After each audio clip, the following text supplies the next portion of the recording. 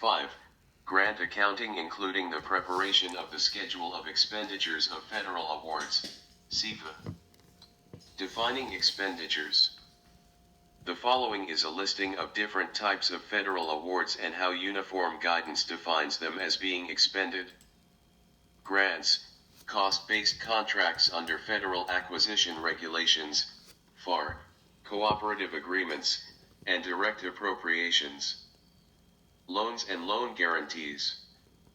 The basis for including loans and loan guarantees is defined at 2 CFR Part 200.502 as value of new loans made or received during the audit period, plus beginning of the audit period balance of loans from previous years for which the federal government imposes continuing compliance requirements, plus any interest subsidy, cash, or administrative cost allowance received. As noted, if there are continuing compliance requirements, such as specific use of a facility that was purchased using a federal loan, the loan will remain on the organization's SEFA until the continuing compliance requirement period ends. The notes to the SEFA are where the outstanding principal balance of the federal loans and loan guarantees would be disclosed. Donated personal protective equipment, PPE. Organizations that receive donated PPE should provide the fair market value of the PPE at the time of receipt as a standalone footnote accompanying their SEFA.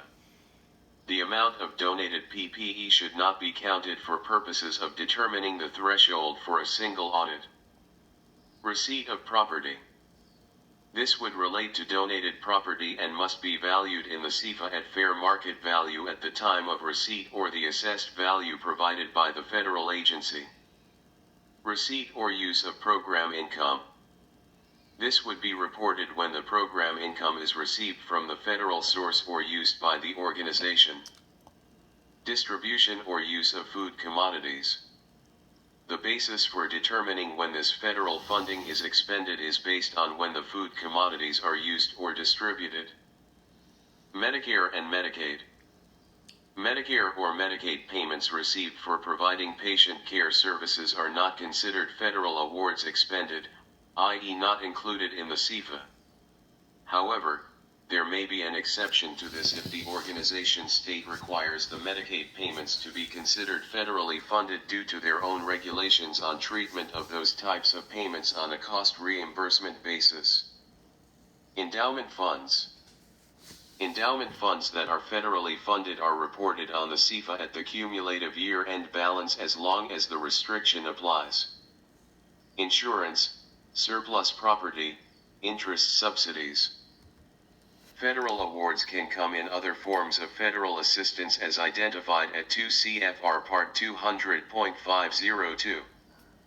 Presentation of the SEFA. In addition to determining the amount of federal expenditures, the uniform guidance also has specific requirements as to how these amounts are to be reported in the SEFA. Under uniform guidance, the organization is required to list individual federal programs by federal agency, including grouping a cluster of programs together. The organization is also required to note the name of the pass-through entity and any identifying number if the organization received federal funds that are passed through another entity. Conversely, if the organization passes through any of the federal funds to other entities, they are also required to present the total amounts passed through to subrecipients for each federal program on the face of the SEFA. The totals on the SEFA are required for each federal program and assistance listing, AL, number, formerly the Catalog of Domestic Assistance, CFDA. If the AL number is not available, organizations may use another identifying number. Totals are also required for each cluster reported on the SEFA. Required SEFA footnotes. Lastly, the SEFA also requires specific footnotes. As discussed previously, the organization must disclose the outstanding balance of any loan and loan guarantees reported on the SEFA as of the end of the audit period. Additionally, organizations are required to disclose whether or not they utilized the de minimis indirect recovery during the year. A SEFA disclosure checklist published by the ICPA's Government Audit Quality Center is helpful in applying the SEFA disclosure requirements. SEFA internal controls.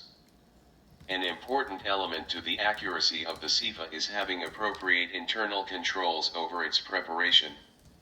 This includes proper grant intake, i.e. federal grant and contract identification, reconciliation to related financial statement amounts, and internal review and approval. Organizations entering into federal grants and contracts must understand their responsibility for complying with the single audit requirements of the Uniform Guidance. Key to this is understanding the SEFA requirements and having appropriate controls in place to ensure its completeness and accuracy.